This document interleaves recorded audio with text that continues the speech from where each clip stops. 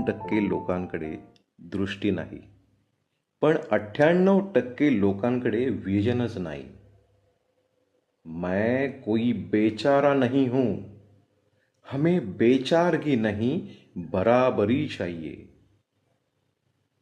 Peoples, please know us not for our disability but for our abilities.